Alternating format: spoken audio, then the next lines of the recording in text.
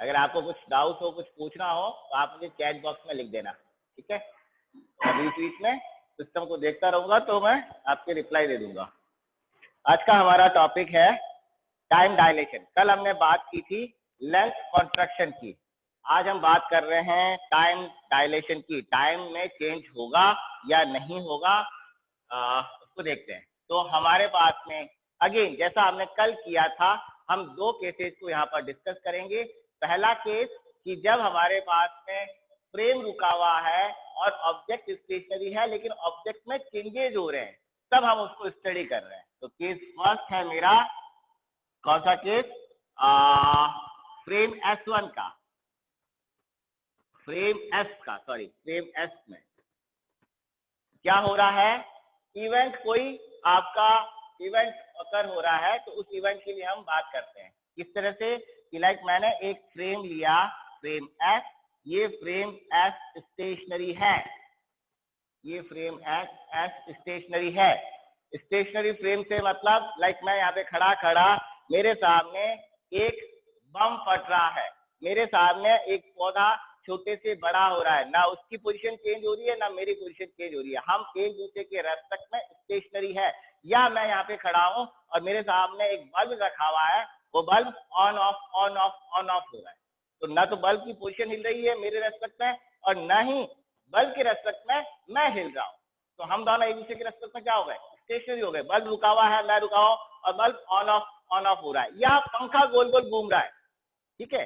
तब उस केस में पंखे का एक पूरा सर्किल फिर दूसरा सर्किल, तो मैं उससे कितने रोटेशन हो रहे हैं, उसमें कितना उसको टाइम लग रहा है, वो टाइम।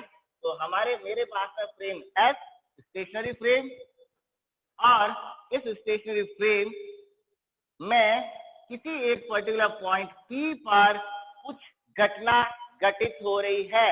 जैसा भी मैंने बताया, बल्ब ऑन ऑफ हो रहा है, पंखा गोल गोल घूम रहा है, पेड़ छोटे से बड़ा हो गया, ठीक है, ना पेड़ अपनी पोजीशन से हिल रहा है ना मैं अपनी पोजीशन से हिल रहा हूँ। तब उस केस के अंदर P पॉइंट पर कोई घटना घटित हो रही है, कोई इवेंट हो रहा है, और उस इवेंट में टाइम मैंने पहले टाइम नोट किया, T1 टाइम था, पहली बार बल्ब ऑन हुआ। अब दूसरी बार जब बल्ब ऑन हुआ तब मैंने वापस टाइम नोट किया, अब मेरे पास में टाइम हुआ T2, ठीक है। T1 टाइम जब फर्स्ट घटना घटित हुई, दूसरी बार जब बल्ब वापस जला तब टाइम हुआ T2, पोजीशन चेंज नहीं हुई है। दैट मीन्स मेरे पास में कोऑर्डिनेट क्या है, इसके कोऑर्डिनेट हुए x T1, दूसरी बार coordinate x T2, x same रह रहा है, सिर्फ टाइम चेंज हो रहा है। मैंने अपनी घड़ी में टाइम नोट किया कि भाई बल्ब कितनी बार जल रहा है, ऑन ऑफ हो रहा है, उसको मैंने नोट किया। तो फ्रेम स्टेशनरी, पॉइंट स्टेशनरी, तो इस समय जो मैंने टाइम जो नोट किया वो टाइम मेरा क्या हो जाएगा, दोनों इवेंट के बीच का time, that is proper time. और वो टाइम कितना हुआ, T इज इक्वल टू, या जिसको टॉ कहते हैं, प्रॉपर टाइम को नॉर्मली टॉ से डिनोट किया जाता है, proper time tau is equal to कितना हुआ, T2 माइनस T1, ये मेरा हो गया प्रॉपर टाइम, ठीक है। दूसरा, अब उसी बल्ब को एक दूसरा फ्रेम जो मूविंग फ्रेम है अलोंग x डायरेक्शन, वो उस बल्ब को ऑन ऑफ होते हुए देखा है। एक इलेक्ट्रॉन भाग रहा है और उसकी वेलोसिटी क्या है, जो हमने कल बात की और जो अभी तक हम बात कर रहे हैं, वही वेलोसिटी रिलेटिविस्टिक वेलोसिटी से भाग रहा है। z dash, x dash, y dash, frame इस डायरेक्शन में जा रहा है, फ्रेम कौन सा हो गया, s डैश फ्रेम, किस वेलोसिटी से भाग रहा है, फ्रेम v वेलोसिटी से भाग रहा है, जो कि लाइट के कंपेरेबल वेलोसिटी है। इस वेलोसिटी से फ्रेम भाग रहा है, वो भी उसी बल्ब को देख रहा है कि बल्ब ऑन ऑफ हो रहा है, तो उसके लिए इसके टाइम क्या हो जाएंगे, उसके लिए इसका टाइम हो गया मेरे पास में T1 dash and T2 dash, ये मेरे पास में टाइम कोऑर्डिनेट हो गए फ्रेम S डैश में। तो दैट मीन्स मेरा ऑब्जर्व टाइम जो है, ऑब्जर्व टाइम किसमें, इन फ्रेम S डैश में, फ्रेम S डैश में जो ऑब्जर्व टाइम आया वो हुआ t is equal to t dash minus t2 dash minus t1 dash. ठीक है, नाउ जो जैसा हमने कल किया बिल्कुल वो का वही। अब हम यहाँ पे काम में लेते हैं लॉरेंस ट्रांसफॉर्मेशन। लॉरेंस ट्रांसफॉर्मेशन क्या था? H dash is equal to x minus v t divide by root 1 minus v square by t square, y dash is equal to y, z dash is equal to z and t dash is equal to t minus xv by t square whole divided by root 1 minus v square by t square। Clear? तो अब मैं क्या करूंगा, मैं t dash वाली ये जो equation आई इसको मैं काम में ले लेता हूं इस इक्वेशन में। कौन सी इक्वेशन? इक्वेशन 2 में। ठीक है, that means applying Lorentz transformation in frame S dash। Frame S dash में मैं लॉरेंस ट्रांसफॉर्मेशन को अप्लाई करता हूं, तो T डैश की जगह मैं इस वैल्यू को मैं वहां पे पुट कर देता हूं। तो जब मैं इस वैल्यू को यहां रखूंगा तो क्या हुआ, ये ऑब्जर्व टाइम T ऑब्जर्व भी लिख देता हूं सो दैट आपको कंफ्यूजन नहीं है। ये T ऑब्जर्व है, T ऑब्जर्व क्या है? T2 dash minus T1 dash. T2 dash की वैल्यू क्या आएगी? इस ढंग से यहां से निकलेगी कितनी? T2 minus x2 v by t square divide by root 1 minus v square by t square minus T1 dash इसी से वापस that is T1 minus x1 v by t square divide by root 1 minus v square by t square। अब देखो, अभी हमने कहा x1 और x2 क्या है? एक ही पॉइंट है। x1 और x2 और x1 कौन सा है? वही पॉइंट है। किसमें? फ्रेम S में। ये सारी फ्रेम S की क्वांटिटी आ रही है। सिंस इन फ्रेम S क्या है? x1 और x2 बराबर है। जब x1 x2 बराबर है तो मेरे पास में ये जो सेकंड टर्म आ रही है वो कैंसल आउट हो जाएगी, कट जाएगी। माइनस की टर्म और ये माइनस माइनस प्लस टर्म, दोनों टर्म सेम हो गई। X v by t square, x v by t square, दोनों टर्म्स कैंसिल हो गई। तो मेरे पास पीछे क्या रहेगा? पीछे रहा is equal to T2 minus T1, T2 minus T1 divide by root of 1 minus v square by t square. ये मेरे पास में क्वांटिटी पीछे रही। Now T2 minus T1 is what? T2 minus T1 is proper time। तो मेरे पास में हो गया T observed, that is ये T observed is equals to tau, that is proper time, divide by root 1 minus v square by t square। ये मेरे पास में result आया। अब नीचे वाली क्वांटिटी क्या है? Root 1 minus v square by t square, and 1 minus v square by t square quantity क्या है? Less than 1। ये क्वांटिटी लेस देन 1 है क्योंकि वी बाई सी क्या है? Less than 1। जब इसको आप डिवाइड करोगे ये क्वांटिटी 1 से छोटी आई और 1 माइनस 2 करेंगे तो क्वांटिटी 1 से छोटी आ रही है। जब डिनोमिनेटर वाली क्वांटिटी 1 से छोटी है, डिनोमिनेटर वाली क्वांटिटी 1 से छोटी है, लाइक आपने ये लिखा, आपके पास लिखा हुआ 1/2, तो इसकी वैल्यू क्या आएगी? 0.5। लेकिन अगर आपके पास लिखा है 1 डिवाइड बाई 0.2, अब क्या हो गया? वैल्यू आएगी 5। 5 means it is greater than 1 और यहाँ पर क्या हो गया? Less than 1। कब? जब नीचे वाली वैल्यू अगर 1 से बड़ी है तो आपकी वैल्यू क्या हो जाएगी? Less than 1। और लेकिन नीचे वाली वैल्यू अगर डिनोमिनेटर की वैल्यू लेस देन 1 है तो आपके पास में जो रिजल्ट आएगा वो ग्रेटर देन 1 होगा। दैट मीन्स ये क्वांटिटी क्या हो गई? Greater than 1। ग्रेटर देन 1 क्या हो गया? That means T observed is greater than tau proper time से ऑब्जर्व टाइम ज्यादा आता है। कल हमने क्या किया था? लेंथ सिकुड़ जाती है, लेंथ में सिकुड़न हो गई थी, लेकिन यहाँ पर अब क्या हो रहा है, जो ऑब्जर्व टाइम है वो प्रॉपर टाइम से ज्यादा आएगा। नोट डाउन कर लीजिए क्या है अब ये चीज, इसको मैं आगे हम एग्जाम्पल से और समझेंगे, फिलहाल इसको नोट डाउन कर लीजिए। ये हो गया केस 1 हमारा।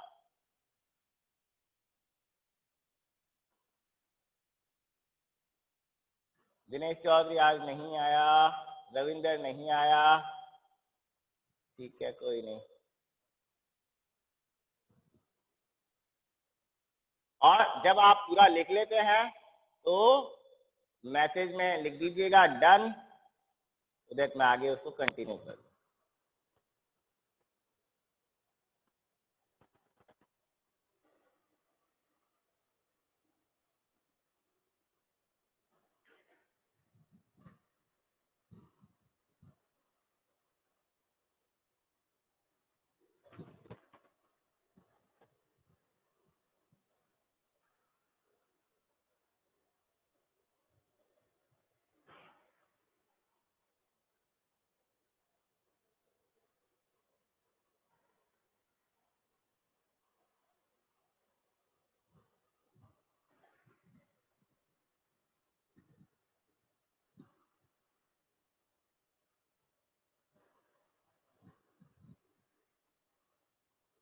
ओके रवि, थैंक यू, बाकी का भी होने दो।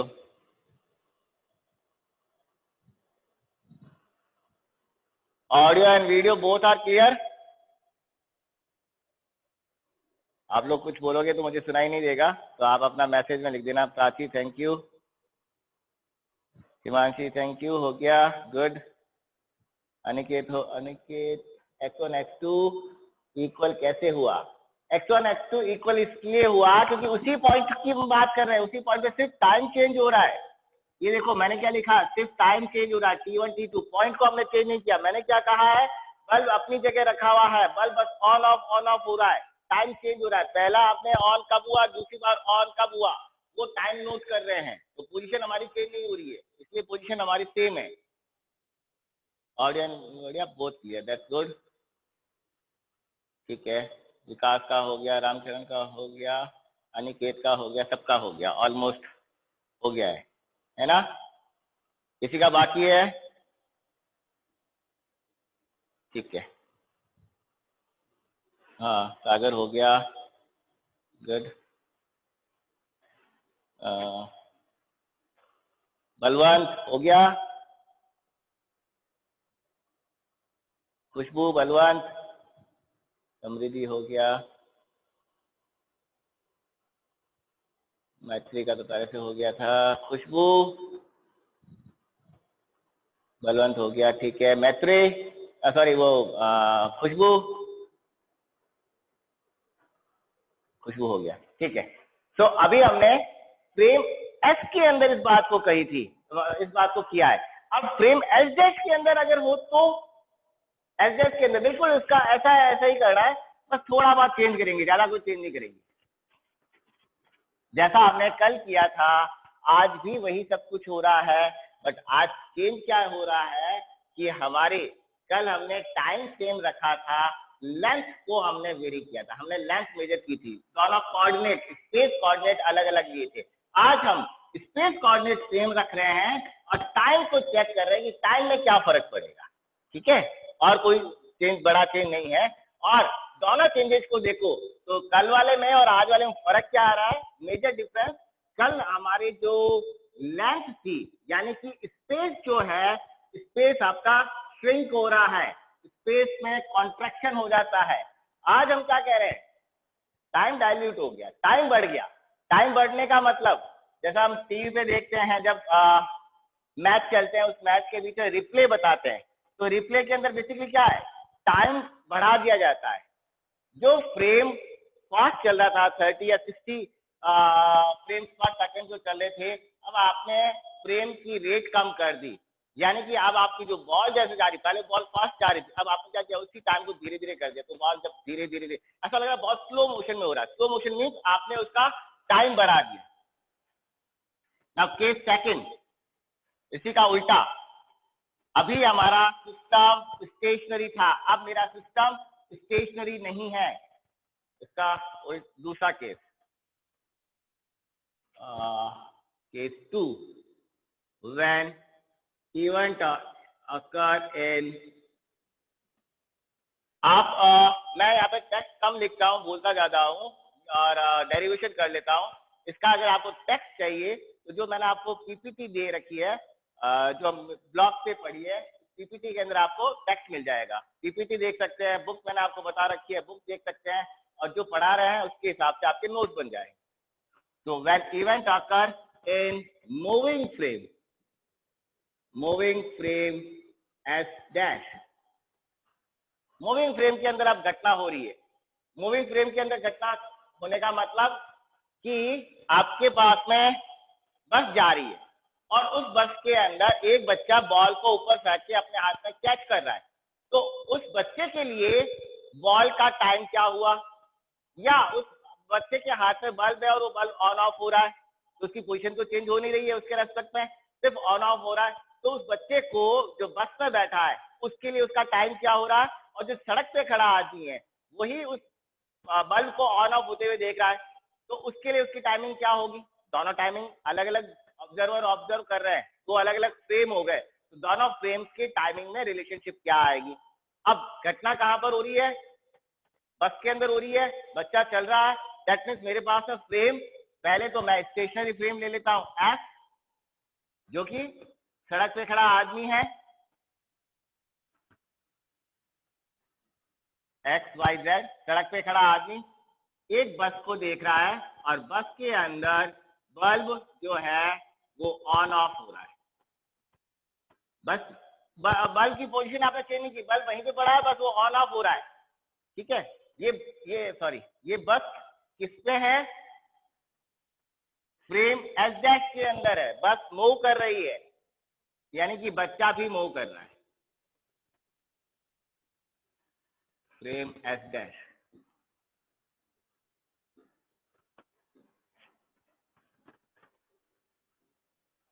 ठीक है, और बस किस वेलोसिटी से मूव कर रही है, v वेलोसिटी से, बच्चा किस वेलोसिटी से मूव कर रहा है, v वेलोसिटी से, तभी तो वो दोनों एक दूसरे के रेस्पेक्ट में स्टेशनरी हो गए, तभी तो स्टेशनरी हो गए जब दोनों सेम वेलोसिटी से मूव कर रहे हैं।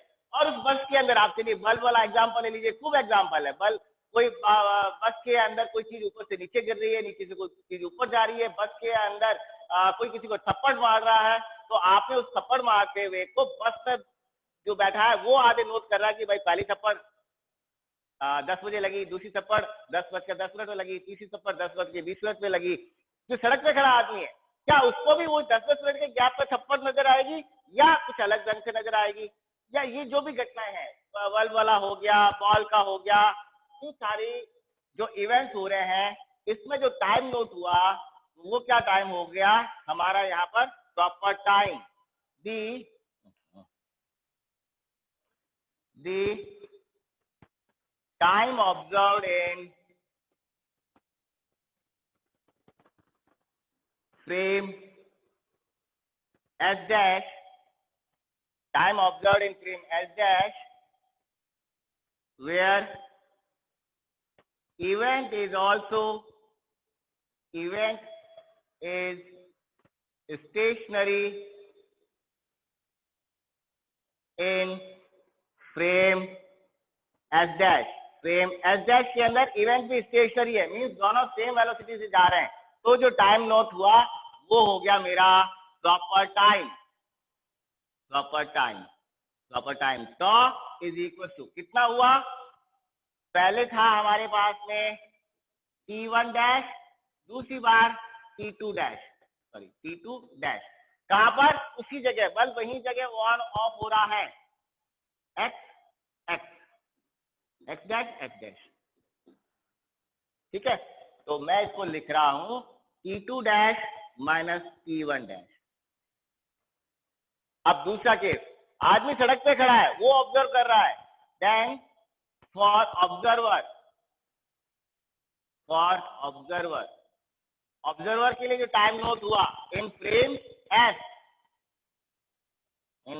एस, वो टाइम T ऑब्जर्व, सड़क पे खड़ा आदमी वो इसको बस को चलती हुई बस के अंदर देख रहा है, तब उसको क्या टाइम नजर आएगा, T1 एंड T2।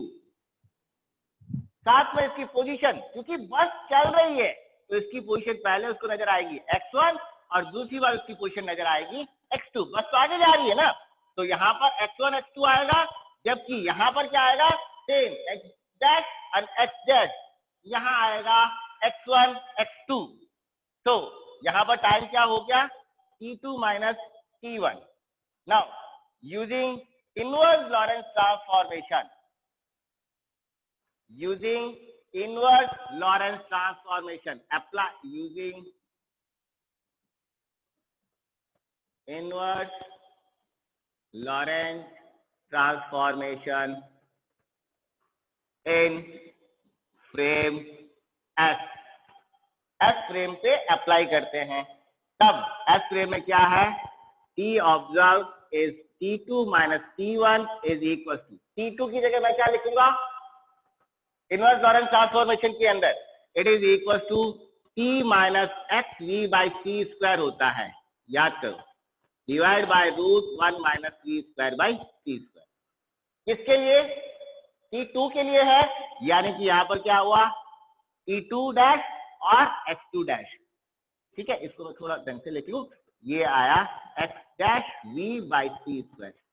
T2 और x डैश के साथ में क्या लगा दूं, 2 लगा दूं।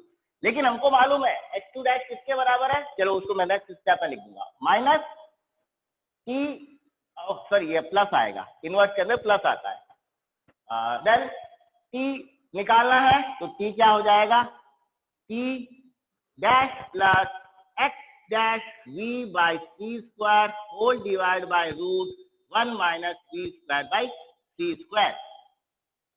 कहां पर T1 है तो यहाँ पे 1 और x डैश 1, सिंस जो अभी मैंने पहले आपको कहा था, क्या x1 डैश बराबर है x2 डैश के, दोनों वैल्यू सेम है, सेम पॉइंट पर हो रहा है फ्रेम S डैश में, तब उस केस में क्या हो गया, ये मेरा अगेन यहाँ पर भी कैंसिल हो जाएगा। व्हेन x1 और x2 बराबर है तो मेरा कैंसिल हो गया, जब कैंसिल हो गया तो मेरे पास में क्या आ गया, T observe is T2 dash minus T1 dash divide by root 1 minus v square by c square, and T2 dash minus T1 dash is T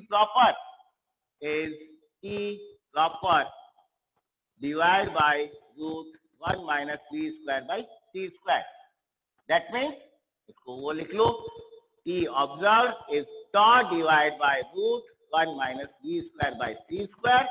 that means अभी मैंने कहा वही सब कुछ, नीचे वाली क्वांटिटी क्या है, लेस देन 1, जब नीचे वाली क्वांटिटी लेस देन 1 है, दैट मीन्स क्या हो गया, T ऑब्जर्व टाइम जो है इट इज ग्रेटर देन, किसके होगा, T प्रॉपर टाइम से टाइम मेरा क्या हो गया, बढ़ गया।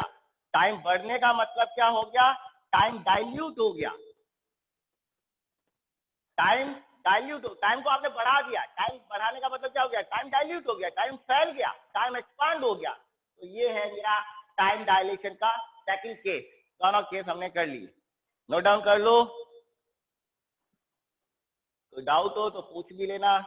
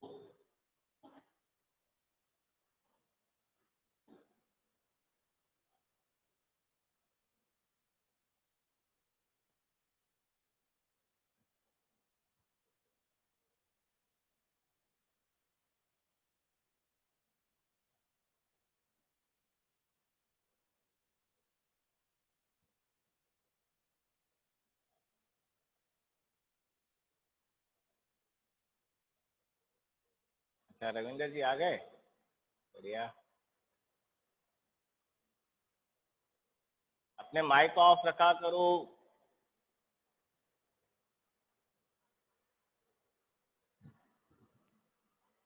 लिख लेते हो तो लिखने के बाद उसमें चैट बॉक्स में डाल देना डन, तो मुझे मालूम पड़ जाए।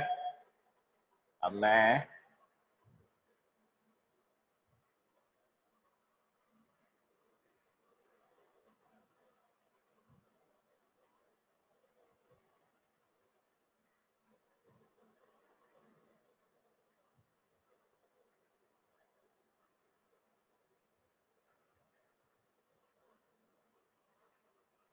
तो दोनों केस में ऑब्जर्व टाइम तो अपर टाइम से ज्यादा है, तो फिर केस 2 क्यों? केस 2 इसलिए किया है क्योंकि केस 2 के अंदर हमारा मतलब चाहे ऑब्जर्वर मूव करे या ऑब्जेक्ट मूव करे, दोनों केसेस के अंदर टाइम बढ़ेगा, इसलिए इस केस को हमने किया है। इस केस को इसलिए किया है कि दोनों केसेस में अगर आपका पार्ट चाहे ऑब्जेक्ट मूव करता है या ऑब्जर्वर मूव करता है, टाइम बढ़ जाएगा। पहले केस में हमने ऑब्जर्वर को मूव करवाया था, दूसरे केस के अंदर हमने ऑब्जेक्ट को मूव करवाया, तो दोनों केसेस में टाइम बढ़ेगा।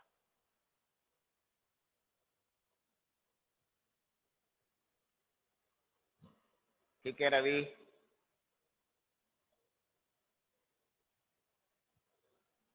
Rachi done, that's good. Aniket, good. Aditi, good. आप लोग जब इसको लिखते हो गुड, अभी तो ठीक है। ठीक है विकास, विकास ये मतलब ये साइन वाइन मत भेजा करो, आप सिंपल सा टेक्स्ट लिखा करो। खुशबू डन, दैट्स गुड। मैत्री डन, गुड।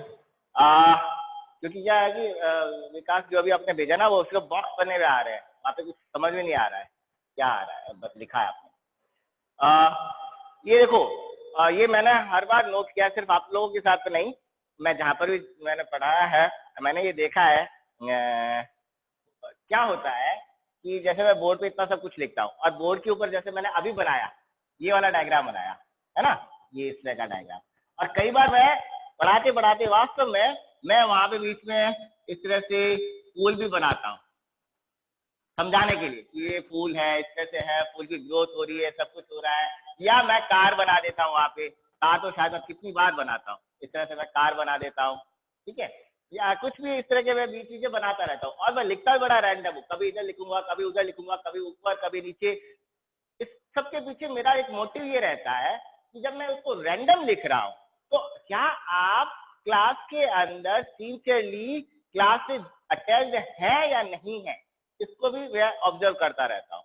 देन आप एग्जाम के अंदर मैंने हर बार देखा है, आपके साथ भी अभी हुआ था जब मैंने आपका लोगों का असाइनमेंट दिया था, और उससे पहले जहां जहां मैंने पढ़ाया था उन सब बच्चों के साथ भी मैंने इसी चीज को नोट किया है। अगर मैंने बीच में वहां पे फूल बना दिया तो आप लोग भी क्या करते हो, उस फूल को बना देते हो।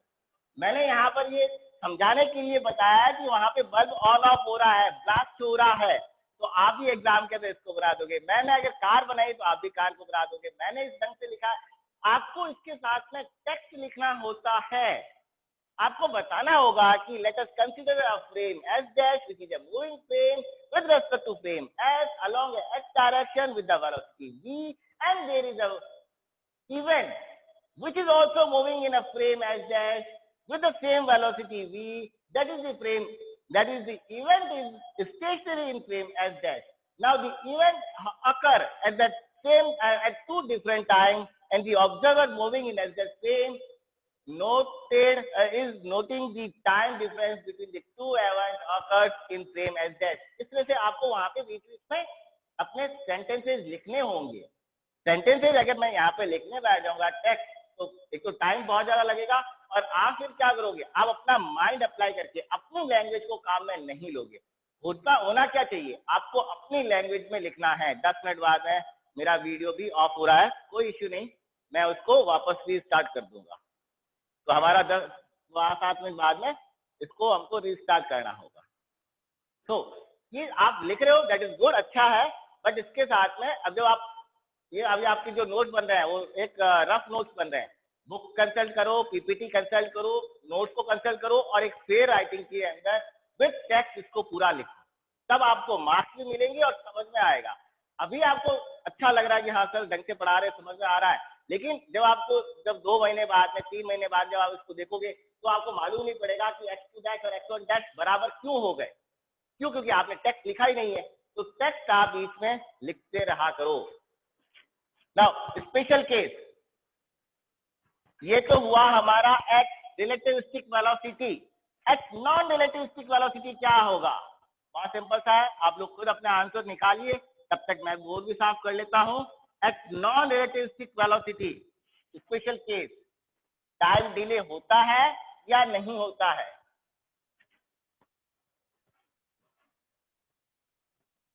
एट नॉन रिलेटिविस्टिक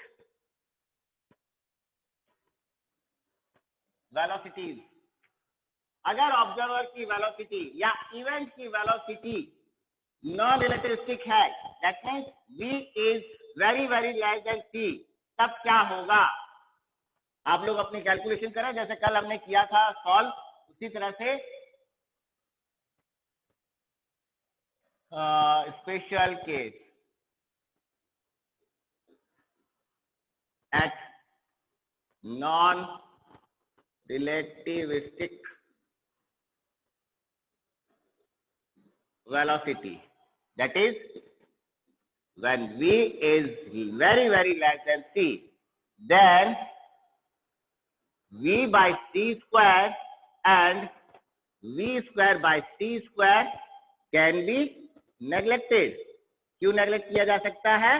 क्योंकि इनकी वैल्यू बहुत कम है, ऑलमोस्ट जीरो से भी कम, मतलब जीरो के पास में है, 0.001 0.002 इस तरह की वैल्यूज आ रही है, जिसको हम नेग्लेक्ट किया जा सकता है, क्योंकि यहाँ पे इसका और नीचे तो 10⁸ आ रहा है।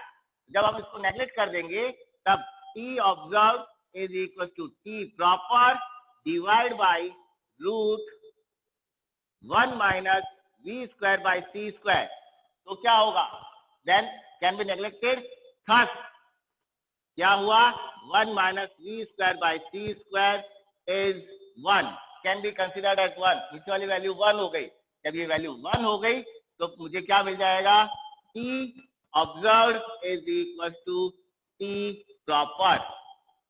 हमारे केस में टी ऑब्जर्व और टी प्रॉपर बराबर होते हैं। अगर मैं दिवाली पे पटाखे फोड़ रहा हूँ, बम फोड़ रहा हूँ, तो पहला बम फूटा, फिर दूसरा बम फूटा, और पास में से एक बाइक साइकिल पे मोटरसाइकिल पे 2 लड़के जा रहे हैं और वो भी उस बम को फूटते हुए देख रहे हैं, तो मेरे लिए बम फूटने में जो टाइम इंटरवल जो नोट हुआ, ठीक है, जो उसमें इवेंट में जो टाइम लगा, और जो बस जो बाइक पे जा रहे हैं उनका टाइम, दोनों टाइम सेम होंगे। टाइम कब डिफरेंट होगा, कब टाइम ज्यादा लगेगा? जब इवेंट रिलेटिविस्टिक वेलोसिटी पे होगा। इसका एग्जांपल अब हम करेंगे। यहाँ तक तो कोई मेरे हिसाब से डाउट नहीं होना चाहिए। Video does not clear.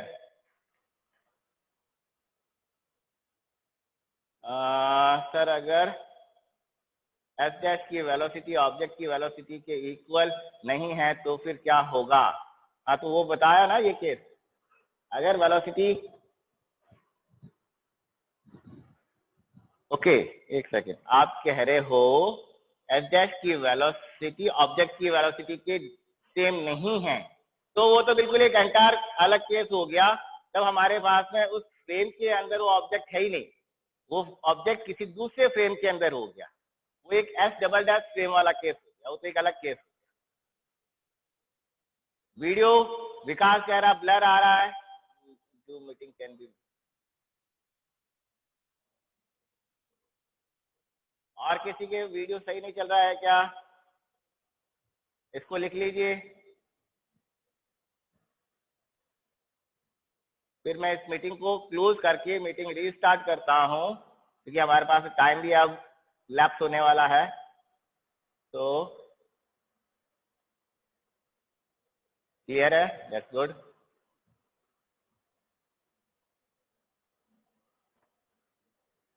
Done, that's good.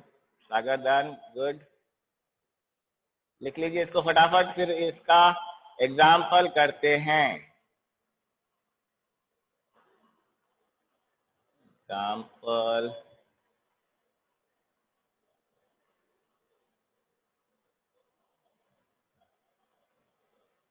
Neon वाला।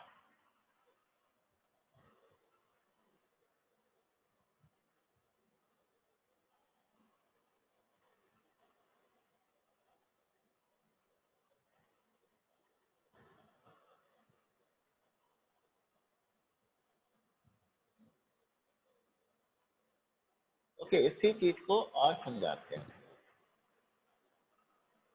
आप जितना इसको पढ़ोते हो ना उतना ही आप समझ सकते हो, बहुत कुछ चीज आ जाती है। नाउ तो एक मीटिंग क्लोज करनी पड़ेगी, लिख लिया ना? ये अब क्या है कि टाइम 3 मिनट बाद में ऑटोमेटिकली बंद हो जाएगा, तो मैं नई मीटिंग के अंदर ही फिर नेक्स्ट समझाऊँ। हो गया, विकास का हो गया, अदिति का हो गया, ठीक है, मैत्री हो गया, गुड, रवि हो गया, खुशबू हो गया, प्राची हो गया, सागर हो गया, ठीक है। आप इसका स्क्रीनशॉट ले लीजिए, तो दैट आपको अगर नहीं लिखा तो इसको लिख लें। तब तक मैं मीटिंग को वापस, इस मीटिंग को क्लोज करके नई मीटिंग स्टार्ट करता हूँ। ओके।